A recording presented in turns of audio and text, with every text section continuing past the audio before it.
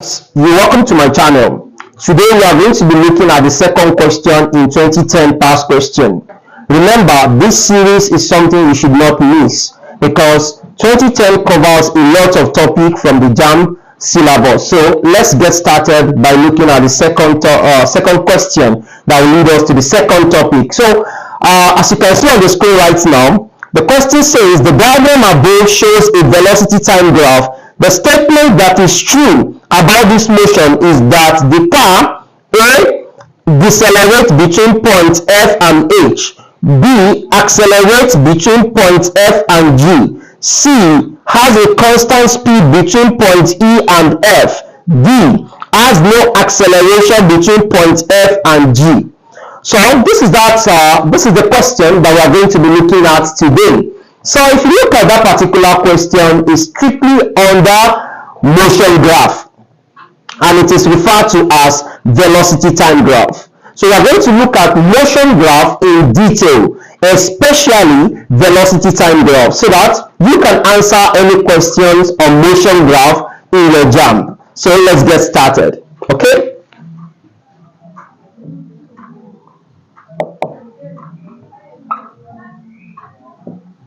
Now, when we talk about motion graph, I want you to pay maximum attention to this topic because I'm going to be teaching this topic the way you have not been taught before.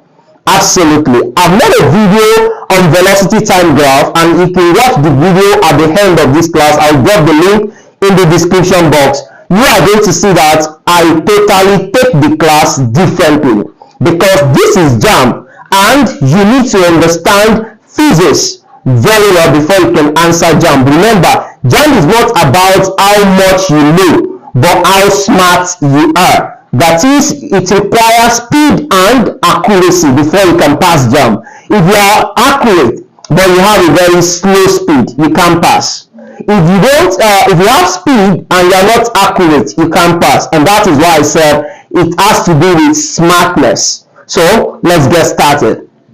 When we talk about motion graph, absolutely we have just three, and those three includes position time graph, velocity time graph,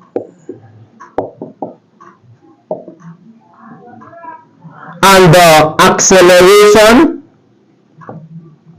time graph. So these are the three major graphs that we have under motion graph. So if these are the three major graphs that we have under what? Motion graph, then what is examiner expecting from us under these three graphs? Examiner wants to understand if you understand examiner wants to test rather if you understand all of the characteristics of each graph. That's number one.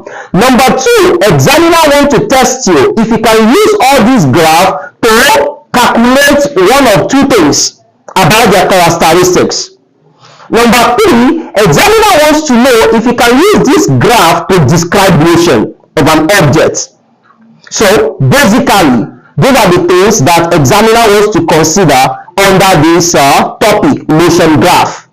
So let's get started. Either position time graph, velocity time graph, or acceleration time graph. Basically, we need to look at just two things. Just what? Two things that is peculiar to all of these graphs. And what are those things? Slope and area. These are the two things that we need to understand very well. Slope and area. Now, when you talk about slope has to do with division, and then area has to do with multiplication. Now, let's take for instance that I gave you a graph, velocity, let's say meter per seconds, and time in seconds, and then we have something like this. Now, if I take this down, this place is going to be changing velocity, and here is going to be what? Changing time. Are we together? So if that should be the case, if I'm to consider the slope of this, We are going to see, I will have that slope in mathematics, slope is represented with m. So I will have the slope of this to be delta v divided by delta t. Am I making sense now? I will have delta v divided by delta t. And if I'm to calculate the area of this graph, this is a triangle, right? You know area is length times breadth. I'll be having that the area is equal to 1 over 2 multiplied by delta t multiplied by delta v. Do you get that now? So if you look at area, it has to do with multiplication. And when you look at the slope, it has to do with division. That is the reason why I said when you are dealing with motion graph, any of these three, you have those two things to focus on, the slope and the area. Talking about the slope, you talk about division. Talking about area, you talk about multiplication. Now, let's take it one after the other. We are starting with the very first one, position time graph. Now, when somebody tells you that position time graph, what does that simply mean? Position time graph simply means you are plotting the graph of position, that is displacement, against time. Plotting the graph of position, that is displacement against time, that is what we refer to as position time graph. Am I making sense? So if that should be the case, I have this. For example, this is x that represents displacement, or you can refer to as position. It is measured in meter. And here is time is what? In seconds. So when you plot this type of a graph, you call this graph position time graph. Am I making sense now? Now, what are those things that you need to consider about position time graph? For position time graph, you need to understand what will be the result of the slope and what will be the result of the area. Because we said for all of the motion graph, you have two things to consider, the slope and the area. So what is going to be the slope of position time graph and what is going to be the area? So let's get started and look into that. So if I'm to look for the slope of position time graph, I'm going to have that the slope s is given as change in x all over change in t. So if I have change in x over change in t, my result is going to be displacement over time. And this will give us what we refer to as instantaneous velocity. This is called what? Instantaneous velocity.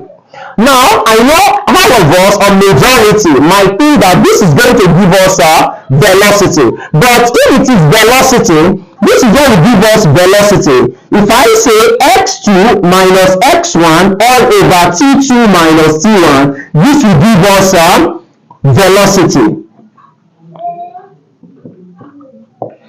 Do you get that now? So, this gives us velocity. What type of velocity? Average velocity. Let me put it there because you need to understand this very well.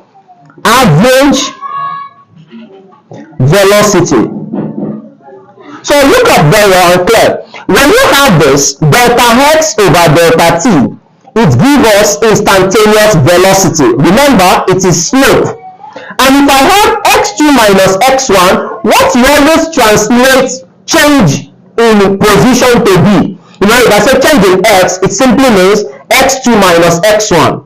But in some cases, it might not be x2 minus x1. I will explain what I mean by that.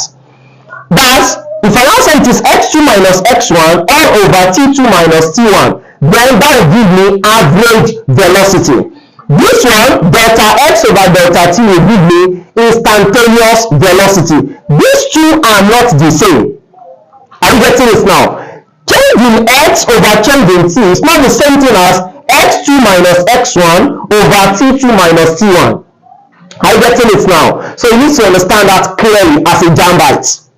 As a common school student, you see this one to be the same thing with this. No. This will only be the same thing with this if the value of x and the 1 is what? Very, very close to the value of x here. You don't know what I mean? Look up. If I have, for instance, this is 1, this is 2, this is 3. Let me extend this. And this is 4. I want you to understand the difference now. Okay, or better still, let me make it like this. If I have a curve, let's say I have a curve like this, and I put a point on this curve. Let's say this is when the time is 1 second, when the time is 2 seconds, when the time is 3 seconds, when the time is 4 seconds. Are you following now? If I now pick this particular point when the time is 2 seconds, I now draw a straight line to touch at this point. You know, when you draw a straight line to touch a curve at a point, that kind of line is called a tangent. So the slope of this tangent is this one that we refer to as delta x over delta t. It is the slope of this tangent, telling you that you are considering what? The velocity at a certain point. And that is what we refer to as instantaneous velocity. Am I making sense now? But if I pick a point here, let's say I pick on 1 and I pick on 4, I have 2 points here, right? If I connect these 2 points with a line, the line that connects 2 points is what we refer to as seconds. Are you getting it now? So the slope of this second is what will give you average velocity. The slope of this tangent is what will give you what? Instantaneous velocity. Now let's take for instance that you are given a question and you are asked to look for instantaneous velocity. How do you find the instantaneous velocity? You find the instantaneous velocity by using calculus. That is, you are going to take the limit of this function. So take the limit of delta x over delta t as delta t tends to 0. So if delta t tends to 0, then you have this to be the x dt, and this is equal to instantaneous velocity. Do you understand this now? Absolutely. You can see that there is difference between this. Now I said something earlier before drawing this, is that this and this can be equal. Yes. At what point will they be equal? If you take the value x1 and you pick the value x2, I get it now, such that these 2 points, they are very, very close to what? To this particular unit point here. So that by the time you take their difference, their answer is almost approximately what? 2 or even 2. That is when average velocity can equal to instantaneous velocity.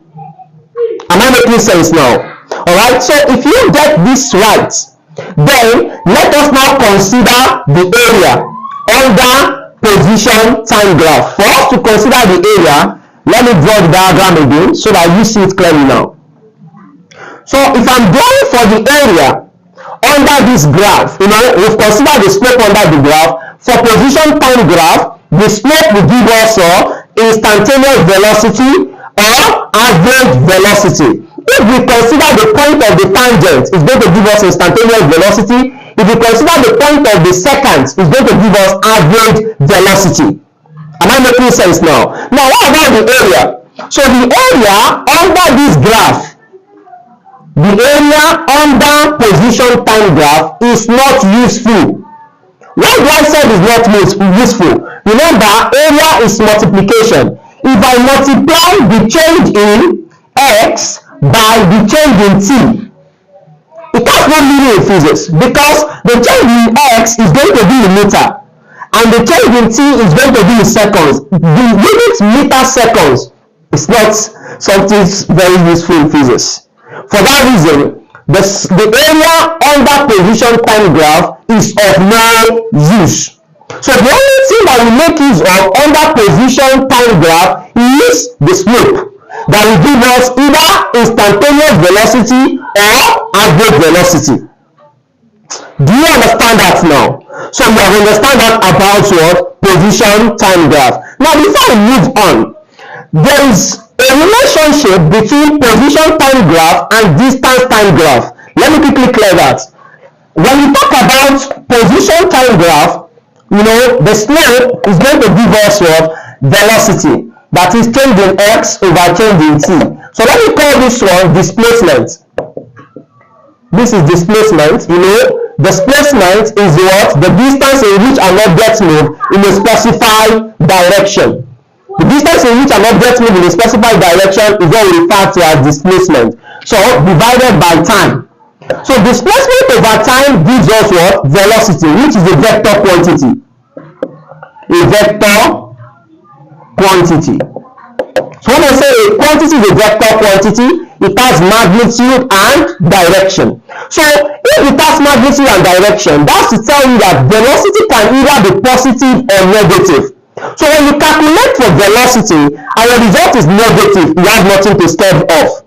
So because velocity has direction, for that reason, it can either be positive or negative. But let's take for instance that instead of displacement, it is distance. So distance divided by time, that will give us speed.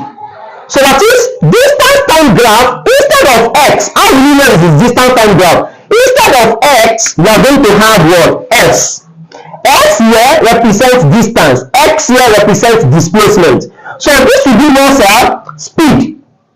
I'm getting this now, which is also in meter per second, just like acceleration.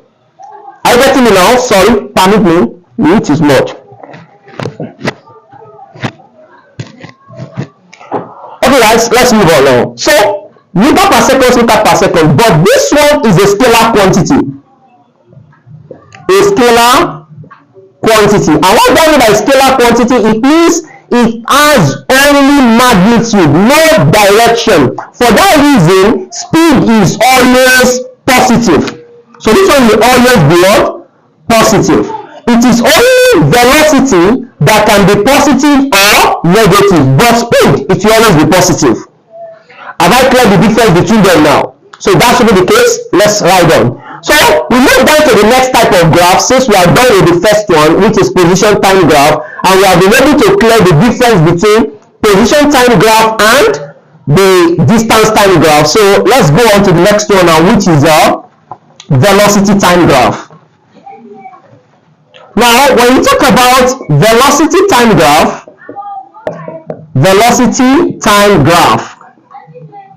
what this simply means is that we are plotting the graph of velocity against time.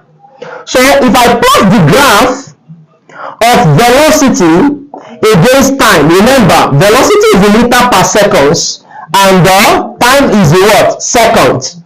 So if I plot this graph now, I have to consider two things, right? I will consider the area and also what? The slope. So considering the slope of a velocity time graph, I will have that the slope is going to give me change in v over change in t. Are you following now? So change in v over change in t is exactly just like the first one we discussed. This one is like the tangent. Are you getting this now? It's like the slope of a tangent. Am I making sense now? So if this one is the slope of the tangent, definitely this is giving us what? Instantaneous acceleration. Are you getting this now? So if you have to get the value for instantaneous acceleration, then you know what to do.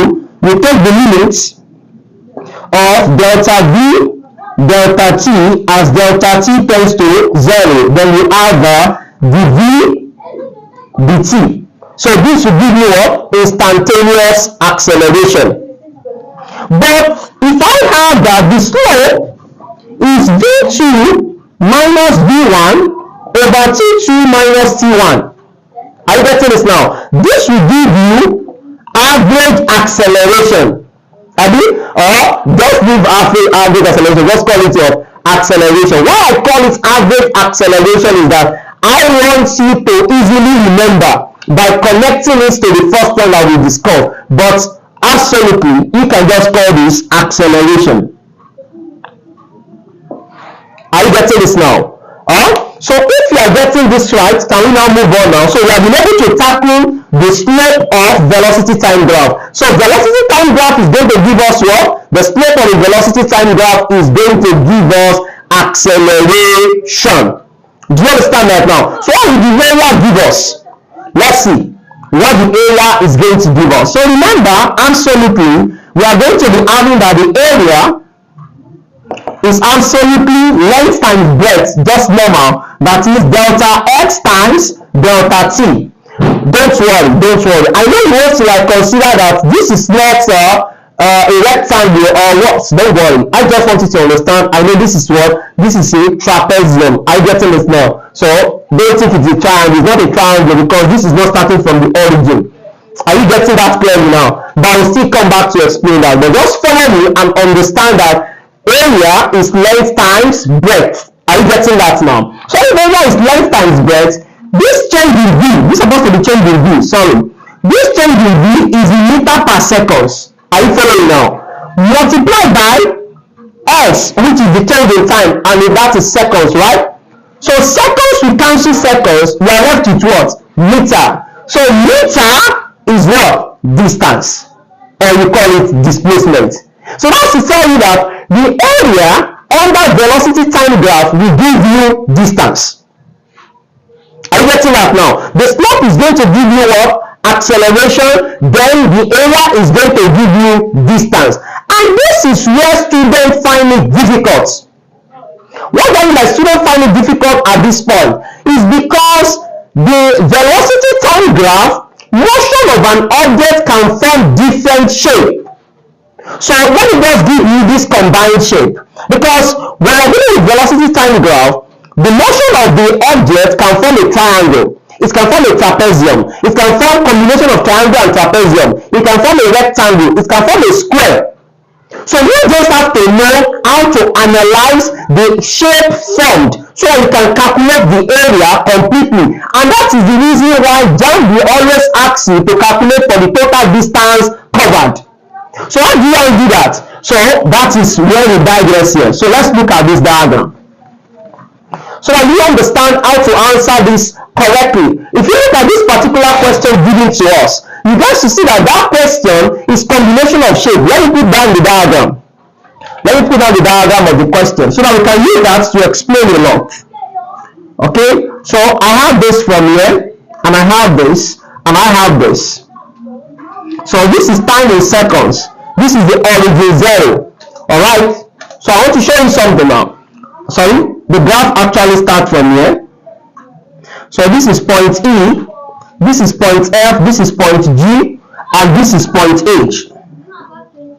Now look at the board, please. I want you to pay attention right now. Look at this shape here. For you to be able to see the whole of the shape here clearly, this point here, take it down. This point here, take it down. Are you following now? So if you look at this shape, you see that this first shape is trapezium. Trapezium. This second shape is what? Rectangle. This third shape is what? Triangle. Have you seen that now? Just one diagram, you can see it has different what? Different shapes. So you might be able to look at the shape and be able to analyze it. And I know some of us are still yet to get ourselves familiar with the shape of a trapezium. Trapezium can be the difficult ones among all. Why? Because if I have something like this is a trapezium. If I have something like this is a trapezium. If I rotate this like this particular one, I can rotate it upward. So I'll have it like this. It's also a trapezium. So we must know how to watch out. If you look at this one, it's like this. So if you look at the entire graph, it's like this. So you have to be able to watch out for which one is what. So you have to understand how trapezium is being formed. The entire graph here is not a trapezium, please note. But let's take for instance that this line comes from the origin. You can see the entire graph gives us a shape of a trapezium. But for this particular one, everything is not a shape of trapezium. Are you getting that now? So we have trapezium, rectangle, and triangle. Now before we move on, let me quickly explain something to you. When you look at this point here, if you want to calculate the slope here, you are going to get acceleration because the body here, the velocity is just what? Increasing. So this region is the region of acceleration. The body is accelerating from E to F. And this region, when you plot a graph of velocity against time, and you have an horizontal straight line like this, what it simply means is that either the body is changing direction or the body is at rest. Do you get that now? Either the body is changing direction, because the only time that a body or velocity of a body rather is going to be zero is when the body is at rest or when it's changing direction. So when the body is changing direction, the velocity tends to be zero. That is the reason why when the body retards, when the body does what? Retard, final velocity takes as what? Zero. Do you understand that now? So because whenever a body changes its direction, velocity becomes zero. Whenever a body is at rest, velocity becomes zero. So when you have this horizontal line like this, it's as if the body is moving with a constant speed or is changing its direction. So at this point, there is no acceleration. So velocity is zero here. So have you seen that now? So people always say, or they can say, oh, the body is moving with what? A uniform speed. When the body is moving with a uniform acceleration, it's regarded as if the body is not moving, because we are still yet to be able to differentiate between a body that is in motion uniformly and a body that is at rest. So whenever a body is moving with a uniform motion, that is, a body is moving with a constant speed, we can refer the body as a body that is at rest. Is that okay now? So at this point, it's a uniform motion. There's no acceleration. The body is moving with a constant speed. Am I making sense now? So Jamb can put any statement there. Just understand that no motion is taking place here. And you can also say the body is moving with what? A uniform speed. Or you can say the body is changing its what? Direction. Or you can say the body is at rest. Have I solved that aspect? If so, let's move on. So when you now see this point here, down, you get to see that the velocity is reducing. The velocity is maximum here, right? And you can see it's reducing gradually until it points back to zero. When velocity is reducing, we have negative acceleration. Negative acceleration is referred to as, thank you, deceleration. Is that okay now? Deceleration, or you call it retardation. So what is that about that? So examiner can ask you that looking at this graph, calculate the acceleration. You have to know that if you are calculating for acceleration, you are considering the slope here. That is the change in V divided by what? The change in T within this region. Calculate the retardation. You are considering the slope here. The change in what? V divided by the change in T within this region, because this is the region of retardation. This is the region of acceleration. That is how they can question you about the slope of different shape that it forms. That's why I'm breaking it down for you. At this region, the slope here is zero because no motion is taking place. Do you get that now?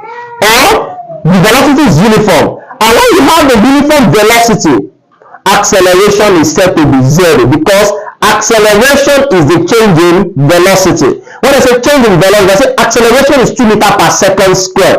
What I mean is that at every second, velocity is increasing by 2. So you can now say acceleration is uniform. It means for every second, velocity remains the same. So if it is at rest before, it is zero. That's why we said when the body is moving with a uniform speed, what happened? Velocity is zero. When velocity is zero, acceleration is what? Zero. Is that okay now? Cool. So that's that. So let's back to the area now. So for the area under each of the shapes, how can examiner ask you? Examiner can say, what is the distance covered between E and F? If the examiner says, what is the distance covered between E and F, it means you are considering only the area of the trapezium. Am I making sense now? Only the area of the trapezium. And what is the area of the trapezium? Look up. This long side of the trapezium, label it as B. The short side, label it as A. The height, label it as H. If here is the longest side and it is B, then if I have this one, this will be my B. And here will be my A. And this place is going to be my H. So area of the trapezium is given as 1/2 into bracket A plus B multiplied by H. Do you understand this now? Alright, so if they are asking you to look for the distance between E and F, that is the distance, area under this trapezium. If they say what is the distance covered between F and G, that is the area under this rectangle. So that would be area of the rectangle, length times breadth. Length times breadth. And note, if you are looking for that, length times breadth, I want you to take note of something here. The height of this trapezium is here, AE. This is what? This is going to be the long side. Sorry, let me label this. This is going to be B. Are you seeing this now? This is going to be A. This is going to be H. Are you getting that now? So compare it with this. Do you understand that now? So let's know how to pick your points. So back to what I'm explaining. Length times breadth. The length of this is this. That is the final velocity. Multiplied by the time within this region. I'm getting it now. So you get the area of what? The rectangle. Then for the last one, which is the triangle, they say find the distance covered between point D and H. Then that will be the area of this triangle, and that will be 1/2 height times the base. That is half base times height. So this is what the formula. But let's now take for instance that the examiner now say calculate for the total distance traveled. Total distance traveled is now going to be the addition of A1, A2, A3. So we are going to add all of this area together. That is what will make you know the total distance covered by the body. Have I explained the area of the velocity time graph now? And is it clear? If yes, can we move on to velocity time graph? Sorry, acceleration time graph. So let's do that. Alright. Acceleration time graph now. Now for acceleration time graph,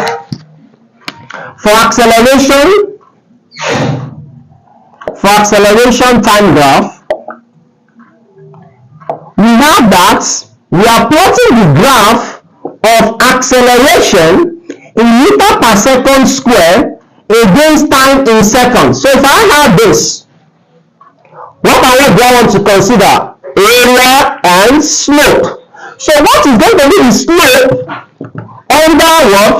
The acceleration time graph is going to be change in A over change in T. Change in A over change in T is what?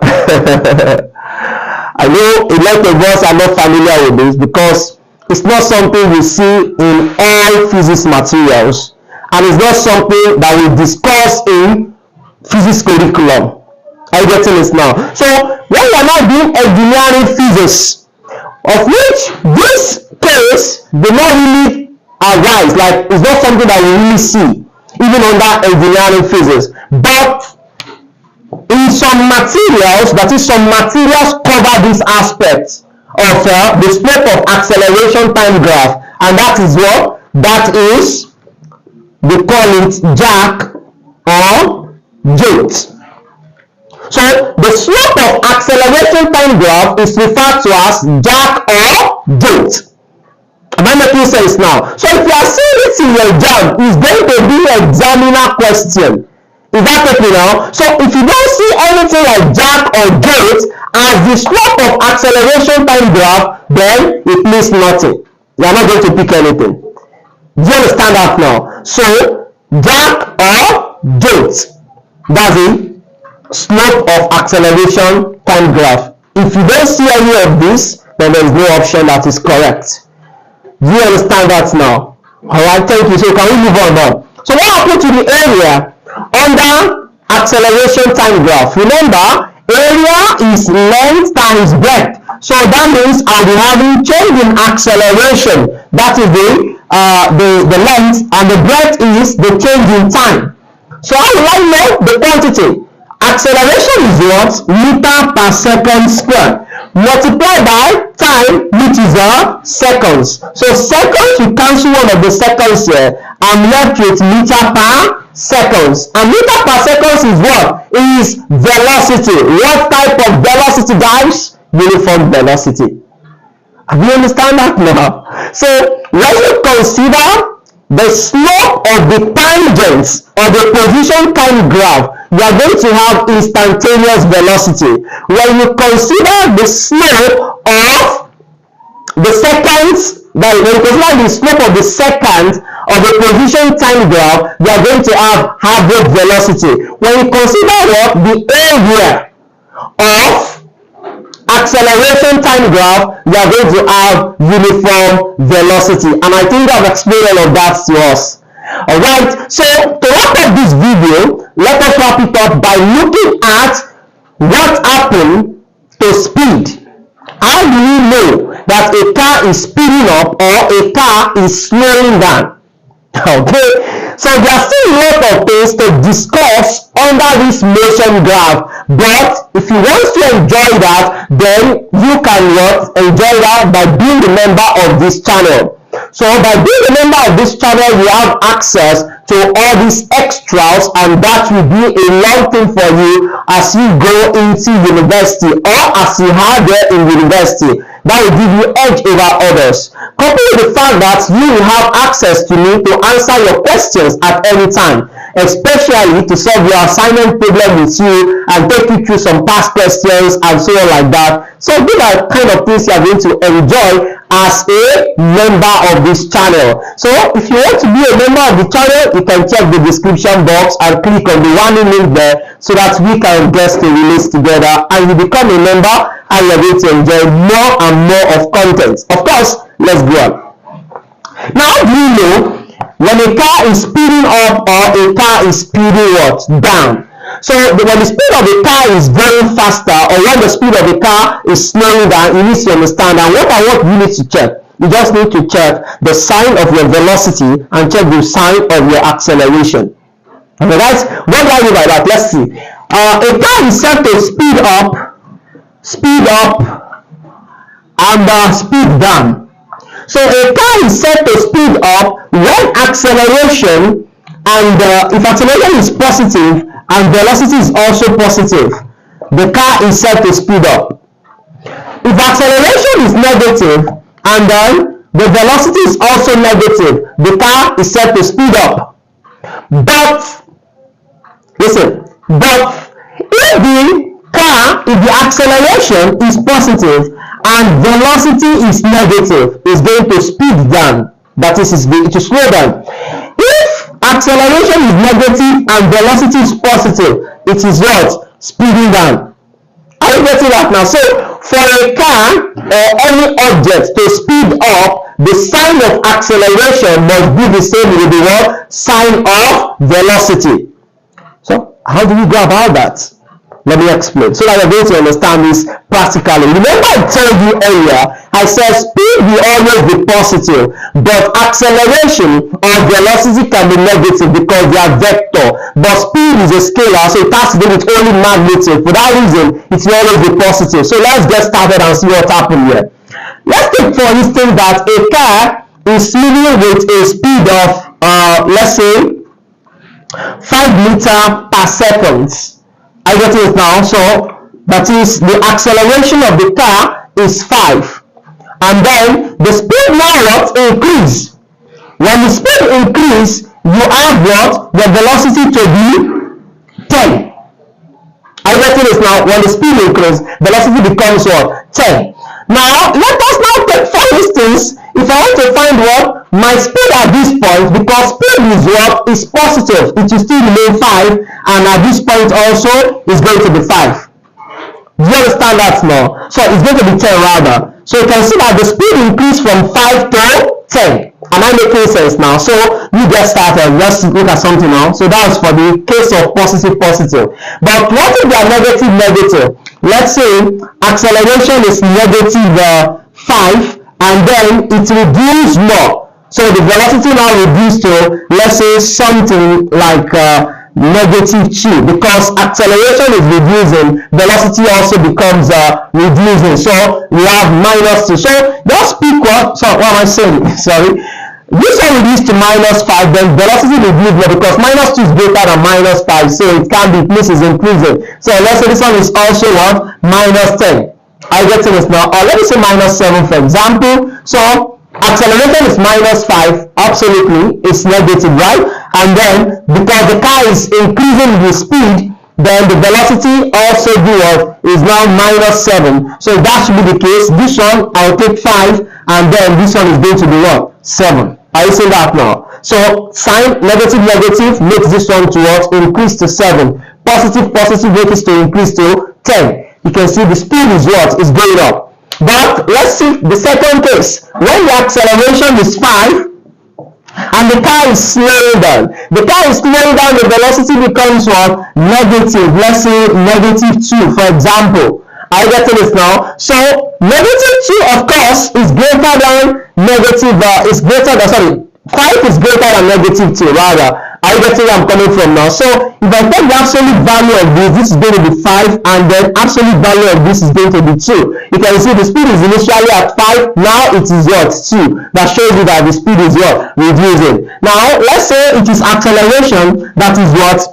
Negative, and then the velocity is what? Positive. So we take the absolute value again, this becomes 5 and this becomes what? So you can see from 5 down to 2, it shows that the speed is what? Reducing. So that is what you just need to understand. When the sign of acceleration and velocity is the same, speed is what? Is going up. When the sign of acceleration and velocity is different, one is positive, the other one is negative, what happens to speed is reducing. Alright guys, so if you want to see more of the Jamb questions under this particular topic solved, you can become a member of this group, of this channel rather. Becoming a member of this channel will give you access to solution to all Jamb questions. Yeah, all Jamb questions under motion graph. See you guys in the next class, and if you want to become a member, just check the description box. Don't forget to share this video with your friends, and as always, see you guys tomorrow.